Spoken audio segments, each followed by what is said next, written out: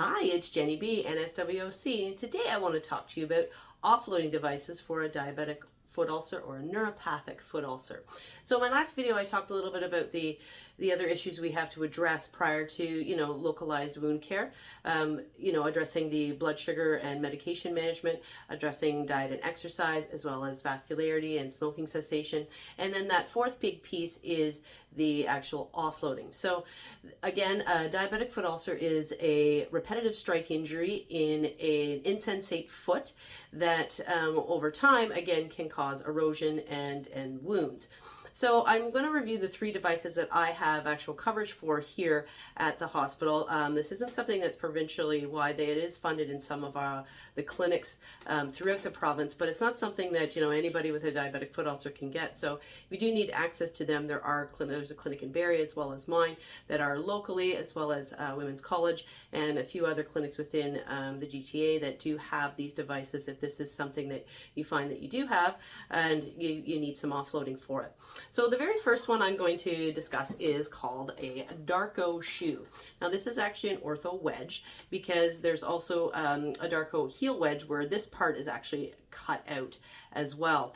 Now the Darko wedge is for forefoot wounds, especially on the toes or on the ball of the foot or on the fifth MTP, that will help to reduce or offload about 30 to 40% of the pressure, depending on what you read.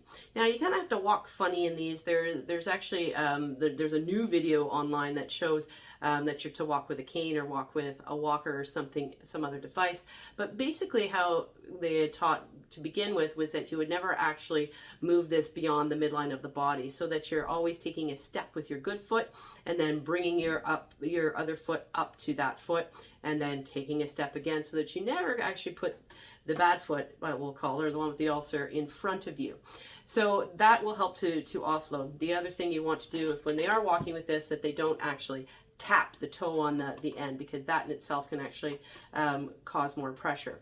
Now, the one thing I want to mention with these two is you do have to look at the patient's gait or the way that they are walking. If you have somebody that has really bad hips or knees or is already having mobility issues, this is not a good device to put them in, because again, I do have an ortho down the hall, but that's not the type of business he really wants, that people are falling and causing other fractures or other problems. So this is somebody that can walk around, can move around, get around quite well normally, and then they're needing something, it's a needing device to offload, but again, you're feeling that they're safe to be able to move. I do believe that's one of the reasons why the funding goes into certain clinics, so that we're able to actually assess that prior.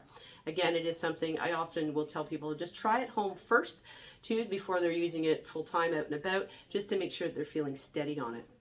So now one of the features with the Darko though is it has this place that you can put an insert into it.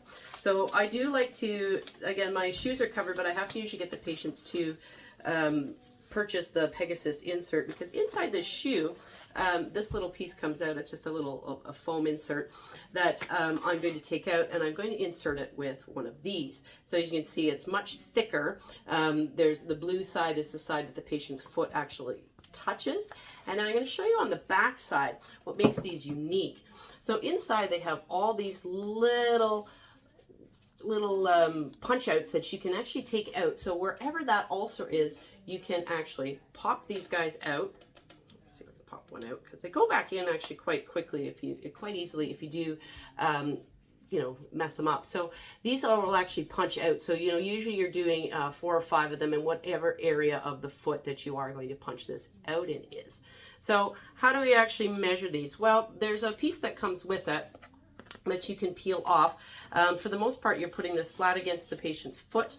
Now, it actually comes with this little lipstick too that you're supposed to be able to put saran wrap or a film dressing over top and mark it, and then you would actually mark it on here, then you punch them out. I tend to find this is pretty messy. It does wipe off of here quite easily, so you can do that, and then that will actually mark with like a little red circle of the areas that you're going to punch out.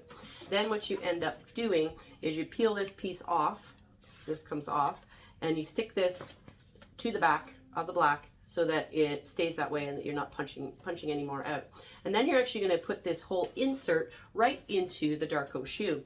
So that's going to add some additional offloading beyond just the the height that you get with it, so that they'll actually sit inside the shoe like this. So if you ever see somebody with the shoe out about, that's usually what the reason is for it, is that they do have a diabetic foot ulcer, and it's what they do require for it.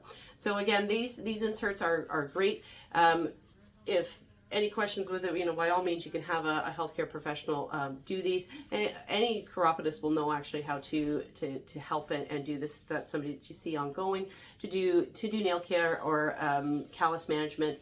It's because reduction of that callus is also another big key.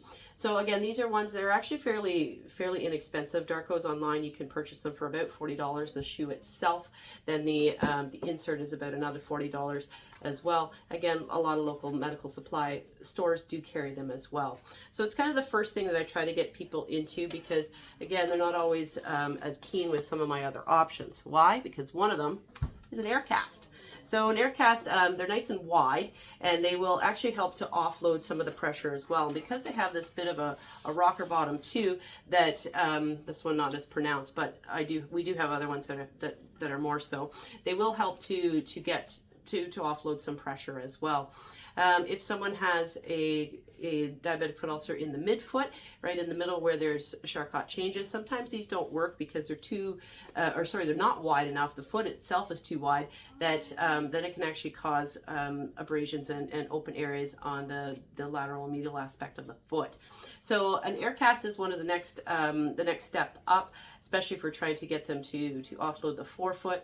Again, these pretty much retail for about $140 that you can buy on Amazon or anywhere else. But again, in the wound clinics, for the most part, these are actually free of charge for those with this type of ulcer. Now, the last but not least, and probably the one that I have to negotiate the most, is what's called a total contact cast.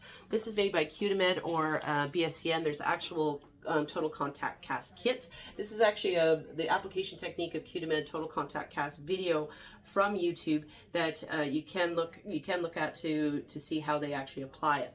The biggest reason why this is something I end up having to negotiate is because the patient doesn't overly enjoy the fact they have to wear a cast for that they would have to wear a cast for a number of weeks.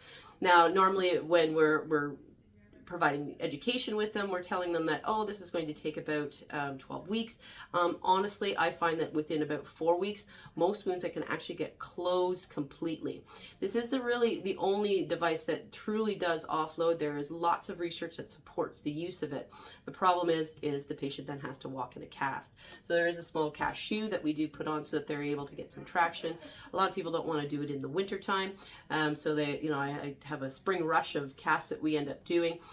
So that we can try to get some of these wounds closed. But it is the ultimate offloading device. Again, it's being able to have access to it too. I have a cast tech that applies this for me. That again, I will do the localized care, and then the cast tech will put it on, so it doesn't take as long because that's what they do all day. So you do have to have someone around that can. But again, nursing can be taught how to apply these casts. They have programs in the community that, again, if a total contact cast is indicated, the nursing staff can be taught how to apply these. Might take them a little bit longer. However, they are fairly user friendly, and BSN itself has educators that will come out and do this and show them how. So if this is something that you do feel that a patient would benefit from, please talk to one of your client care coordinators, especially in the community. Again, if they're in acute or you're able to send them into an acute clinic, it is something that we can perform here. So again, this is going to offload all areas of the foot. So if it's a wound that's on the heel, one that's on the midfoot, something that are on the toes or on the base of the foot, that again, this is the be all, the end all, that's what's going to close it. So now my big cautionary problem is that you do need to have them going into something afterwards. It's great, I can heal up the hole, but again, if they're still putting pressure in the same area, they're kind of going to go back to square one fairly quickly. So orthotics, yes, are a device that, again, patients do have to purchase. The cost is about $500 to have them molded and fit into their shoe. However, isn't always the best device to actually use because, again, they may need a little bit more offloading depending on the length of time they've had this wound, the severity of it, and if they've had Charcot changes. One of the other pieces The other big things that I will use for offloading is something called a crow walker. A crow walking boot is a device. It's basically a removable cast that can function very similar to what a total contact cast will function as, but only it's molded to the patient's foot. So this is another YouTube video. Of course, we're going to have to watch the ad for a second, that will show us, but the boot itself is actually made, you can see it here, it's custom made. Now there is a cost for them. So you'll see there is a mold that's made of the patient's foot, and then the crow walking boot itself is fabricated, you know, based on what the patient's foot and the shape of the foot is. So before I even put people into a total contact cast, I do actually discuss and have them have that conversation on what are they going to be wearing afterwards. Because again, there's no point in me putting them in a cast and letting them lose that month of their life if they don't have anything to go into it afterwards. So for the most part, those types of people that we're assessing, I'm often putting them into a crow walker. Yes, they can go into orthotics if need be, depending on the severity, but for the most part, I want them to go into this type of boot. So again, there's lots of stuff on the manufacturing. I just want to show you what the end one looks like. There he is. Oh, and I'm going to pause it for a second. So again, so there do have 2 or 3 straps, and there's a piece that goes over top, and they just slide their foot into this crow walker. And again, then we'd look at funding. So ADP, or the Ontario Assistive Devices Program, pays for 75% of this. So the boot itself is close to about $4,000. I think it's about $3,500. Locally, the only one that I know that actually makes this type is actually in North York at a company called Back to Feet. So that's where I actually send the patient to actually have these molded. There is a cost to the patient though, however, so it's somewhere around $890, so about $900 that's actually part of that the patient will end up paying for. So to be aware of that. So not everyone has the ability to do so. So that's why sometimes we are a little more selective with our contact cast. If you're like me, I love to write off to Doug Ford to see where some of these gaps are. And again, it's something that we can by all means try to help lobby the government and say, hey, how come this isn't covered for these patients? We pay for the nursing services and to maintain them, but we don't always look at the prevention and the actual treatment strategies that will get these patients off service completely. So anyways, this is my ramble on total contact casting, offloading devices, and the different types that you can see out in the community and how you can get access to them. So don't forget, the best kind of wound is a closed one.